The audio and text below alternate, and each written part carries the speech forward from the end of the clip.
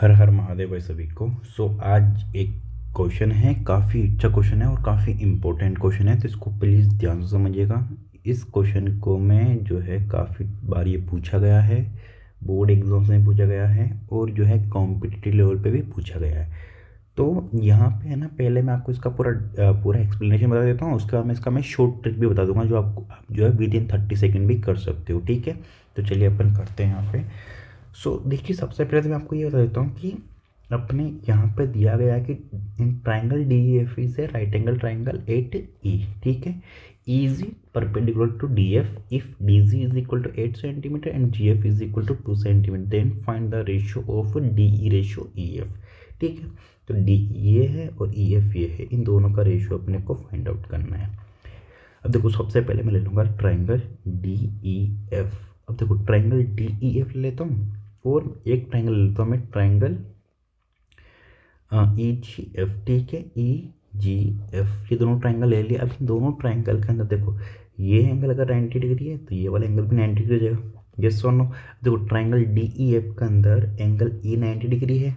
ठीक है, और ई जी एफ ट्राइंगल के अंदर ये वाला एंगल जी जो है वो 90 डिग्री है। ठीक है, एंगल एफ जो है ना, इन दोनों के अंदर कॉमन है, यहाँ पर भी और यहाँ पर भी। तो डी ई एफ ट्राइंगल और ई जी एफ ट्राइंगल के अंदर दो एंगल्स जो है वो इक्वल है। अगर दोनों में दो एंगल्स अगर इक्वल हैं तो अपन लिख सकते हैं कि bye angle angle property triangle D E F जो है वो सिमिलर प्रूफ हो जाएगा ट्राइंगल। अब ई जी एफ को नेमिंग करना है अपने को, तो देखो डी एंगल जो है वो किसके बराबर है, तो डी एंगल जो है वो किसी के बराबर अपन ने नहीं बताया, बट एंगल जी जो है वो एंगल ई के बराबर है, क्योंकि एंगल जी भी 90 डिग्री है और एंगल ई भी 90 डिग्री है। तो ई यहाँ पर बीच में है तो यहाँ पर जी बीच में रहेगा। ठीक है, एफ दोनों में कॉमन है तो एफ लास्ट में है तो इसमें एफ लास्ट रहेगा। अब बचा क्या है, डी बचा है, सॉरी डी, और इधर इसमें बचा है, इसमें एफ आ गया, जी आ गया, ई बच गया, तो यहाँ पर हो जाएगा ई जी एफ। ठीक है, तो अपने इसका नेमिंग कर लिया कि ट्राइंगल डी ई एफ जो है वो ट्राइंगल ई जी एफ के सिमिलर हो गया। ठीक है, ये अपन ने प्रूव कर लिया। ओके, नाउ अब अपन लेंगे triangle D E F and triangle, ये वाला ट्राइंगल लेंगे ऊपर वाला। ठीक है, डी जी ई, तो ये लिख लिया मैंने डी जी ई। अब इन दोनों ट्राइंगल के अंदर देखो, एंगल डी जो है वो दोनों में कॉमन है। ठीक है, डी ई एफ और डी जी दोनों ट्राइंगल के अंदर कॉमन है ये। ओके, और यहाँ पर एंगल जी 90 डिग्री है और एंगल ई इधर 90 डिग्री है, तो ये भी क्या हो जाएगा, बाय एंगल एंगल प्रॉपर्टी ये दोनों ट्राइंगल जो है वो सिमिलर प्रूफ हो जाएंगे। अब ये दोनों हो गए सिमिलर प्रूफ यहाँ पे, तो अब इसको अपन नेमिंग दे देते हैं कि ट्राइंगल डी ई एफ जो है वो सिमिलर हो जाएगा किसके, ट्राइंगल। अब डी दोनों में कॉमन है तो डी की जगह पर डी आ जाएगा। ठीक है, इधर एंगल ई 90 डिग्री है, उधर एंगल जी 90 डिग्री है, तो ई की जगह पर क्या है यहाँ पे, तो यहाँ पर आ जाएगा डी, ई की जगह पर जी, तो यहाँ पे जी आ गया। अब बच गया कौन, डी जी ई, तो ई बच गया तो मैंने लिख लिया उसको लास्ट में डी जी। ठीक है, तो ट्राइंगल डी ई एफ जो है वो ट्राइंगल डी जी ई के सिमिलर प्रूफ हो गया बाई एंगल एंगल प्रॉपर्टी। अब देखो, ट्राइंगल डी ई एफ जो है अगर ई जी एफ के सिमिलर है और ट्राइंगल डी ई एफ जो है ट्राइंगल डी जी ई के सिमिलर है, तो यहाँ पे इक्वेशन नंबर 1 और ये इक्वेशन नंबर 2, तो इसको अपन लिख सकते हैं from first and two triangle E G F similar to triangle D G E. ये सुनो, तो ये दोनों ट्राइंगल भी सिमिलर प्रूफ हो जाएंगे। नाउ अब अपने को एक चीज़ ध्यान में रखना है कि अपने को रेशियो किसका प्रूफ करना है, रेशियो किसका फाइंड आउट करना है। तो यहाँ पर रेशियो फाइंड आउट करना है अपने को D E ratio E F, D E ratio E F. तो चलिए अपन डी ई और ई एफ कहाँ कहाँ पे आएगा ये अपन देख लेते हैं एक बार। तो देखो, डी ई और ई एफ, ठीक है, डी ई और ई एफ इन दोनों ट्राइंगल्स के अंदर आ रहा है, तो अपन क्या करते हैं कि इनकी जो कोरस्पॉन्डिंग साइड का रेशियो है वो बराबर होगा, यस और नो। तो जो रेशियो बराबर होगा उसको अपन लिख लेते हैं रेशियो की फॉर्म में। तो चलिए नेक्स्ट पेज पर अपन इसको लिखते हैं।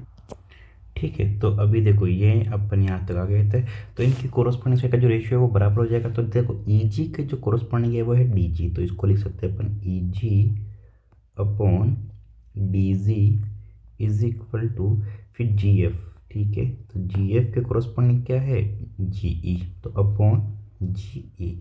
जी ई को मैं जी ई और ई जी कुछ भी लिख सकता हूँ, ठीक है। तो ऊपर ई जी है तो मैं इसको जी ई को यहाँ पर भी ई जी लिख देता हूँ, ठीक है। यहाँ पे नेमिंग करने का कोई फर्क नहीं पड़ता है, आप जी ई ई कुछ भी लिख सकते हो, बट जब आप सिमिलरिटी का नेमिंग करो ना, तब आपको एक चीज़ का ध्यान रखना है कि नेमिंग जो है वो जो एंगल जिस एंगल के बराबर है वो एंगल वहीं पे आना चाहिए फिर, ओके। तो आगे लिखते हैं इक्वल टू, फिर देखो ई जी हो गया, जी एफ हो गया, अब ई एफ। तो ई एफ के कॉरस्पॉन्डिंग कौन हो जाएगा, ई एफ का कॉरस्पॉन्डिंग हो जाएगा डी ई, ठीक है। डी और ई लास्ट में है ना, तो ये डी ई। तो अभी अपने को रेशियो भी किसका फाइंड आउट करना था, रेशियो भी फाइंड आउट करना अपने को था D E ratio E F. तो ये D E ratio E F हो जाएगा ये, ठीक है। तो चलिए अपन एक बार वैल्यूज पुट कर देते हैं जिससे इसकी वैल्यू पता होती है। तो यहाँ पे डी जी की वैल्यू अपने को पता है 8 और जी एफ की वैल्यू पता है अपने को 2 सेंटीमीटर, ठीक है।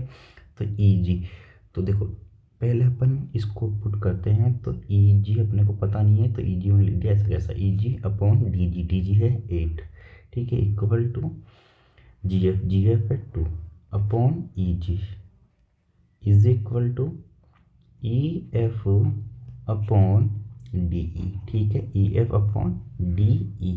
तो ये लिख दिया मैंने अपॉन में डी।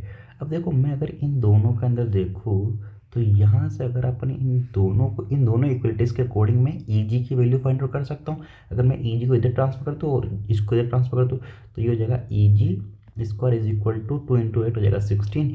ई जी का स्क्वायर हटा दूंगा तो ई जी इज इक्वल टू हो जाएगा 4 सेंटीमीटर, ठीक है। तो ई जी का वैल्यू आ गया अपने पास में 4 सेंटीमीटर। अब देखो यहाँ पे इन दोनों रेशियो के अकॉर्डिंग मैं यहाँ पे ई जी का वैल्यू पुट कर देता हूँ। तो ये हो जाएगा 2/4 is equal to E F upon D E, ठीक है।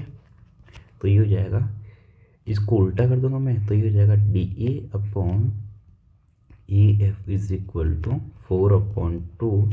तो रेशियो कितना जाएगा, D E ratio E F is equal to 4/2 is equal to 2/1, okay. तो D E ratio E F is equal to हो जाएगा 2/1, ओके स्टूडेंट। तो उम्मीद करता हूँ ये आपको समझ में आया होगा, ठीक है। अब मैं आपको बताता हूँ इसका शॉर्ट ट्रिक ये है कि जब भी इस टाइप का क्वेश्चन पूछे अपने को, ये दोनों साइड देते, ये दोनों साइड देते, कंडीशन देते ये एंगल 90 डिग्री है और ये एंगल 90 डिग्री है। तो ये साइड का जो स्क्वायर है ना, ये साइड का स्क्वायर वो इन दोनों के मल्टीप्लिकेशन के बराबर होगा, ठीक है। इस साइड का जो स्क्वायर है वो इन दोनों के मल्टीप्लिकेशन के बराबर होगा। अब इन दोनों के मल्टीप्लिकेशन के बराबर हो जाएगा, फिर ये ट्राइंगल और ये ट्राइंगल भी सिमिलर होगा। तो ये डायरेक्टली आप जो है इन दोनों ट्राइंगल के जो कोरस्पॉन्डिंग साइड का रेशियो है वो बराबर लिख के फिर इनको आप वैल्यूज़ को पुट करके सोल्व करके रेशियोस निकाल सकते हो, ठीक है। तो आपके पास में जब आप इसके स्क्वायर को इन दोनों के मल्टीप्लिकेशन के बराबर रखोगे ना, तो यहाँ पे आपको इस साइड का वैल्यू हो जाएगा। इस साइड का वैल्यू आ गया तो आप जो है पाइथागोरस थ्योरम से ये भी निकाल सकते हो और पाइथागोरस थ्योरम से आप ये भी निकाल सकते हो, ठीक है। जैसे मैंने लिख दिया कि यहाँ पर इसका स्क्वायर जो है इन दोनों का मल्टीप्लिकेशन के बराबर है, ठीक है।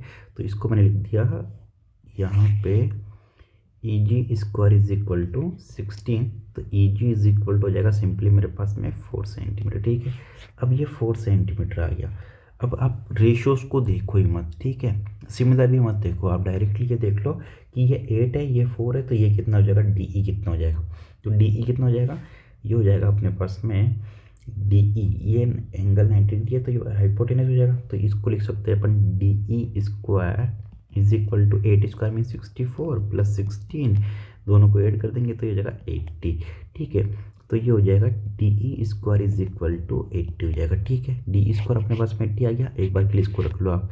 फिर इस ट्राइंगल के अंदर तो ये एंगल 90 डिग्री है तो ये हाइपोटेनस हो जाएगा। तो यहाँ पर हो जाएगा E F square is equal to इसका स्क्वायर प्लस इसका स्क्वायर, ठीक है। तो 2 का square 4 plus 16 is equal to 20, ठीक है।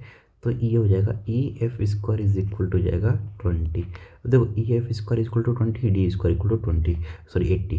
तो इसको अपन लिख सकते हैं D E square upon E F square is equal to 80/20। तो ये कैंसिल करेंगे तो हो जाएगा 4 अपॉन में 1, ठीक है। तो D E square upon EF² is equal to 4/1। इसको हटा देंगे तो इसको हटाने पे ये हो जाएगा DE upon EF is equal to 2/1, means ratio हो जाएगा 2:1। तो आप सिमिलर भी मत देखो, डायरेक्टली आप जो है इसको इस तरह से कर सकते हो। ओके स्टूडेंट, सो उम्मीद करता हूँ आपको शॉर्ट ट्रिक भी समझ में आ गई होगी और क्वेश्चन भी समझ में आ गया होगा। ओके स्टूडेंट, तो चलिए मिलते हैं नेक्स्ट वीडियो के अंदर, तब तक के लिए bye bye, take care, thank you so much, Har Har Mahadev. या फिर आप ऐसा भी कर सकते हो कि आपको रेशियो चाहिए ना, किस किसका रेशियो चाहिए आपको, DE और EF का। तो ये DE है और ये EF है, ठीक है। तो जब आप इसके लिए देख रहे हो तो अगर आप मान लो इस वाली साइड को लो, DE को ले रहे हो, तो यहाँ पे D की तरफ में कौन सा है 8 और EF की तरफ में पास में ये कौन सा है 4। तो आप इसको लिख दो 8/4, ठीक है, मीन्स 2:1, ठीक है। अब सपोज मान लो आप यहाँ पे ले रहे हो, इस वाले साइड को ले रहे हो, ठीक है। तो यहाँ पे D के पास में कौन है 4 और इधर EF के पास में कौन है 2, तो ये हो जाएगा 4:2, तो मीन्स 2:1। तो इस तरह से तो आपने ईजी आपने सोल्व कर लिया, फाइंड आउट कर लिया। तो अब आप रेशियो के अकॉर्डिंग यहाँ पे दिमाग लगा के कर सकते हो। ओके, तो ये आपको शॉर्ट ट्रिक याद रखनी है। ओके, और कोई डाउट क्वेरीज वगैरह हो तो प्लीज़ आप पूछ सकते हैं। बाकी मिलते हैं नेक्स्ट वीडियो में, तब तक के लिए bye bye, take care, thank you so much, Har Har Mahadev.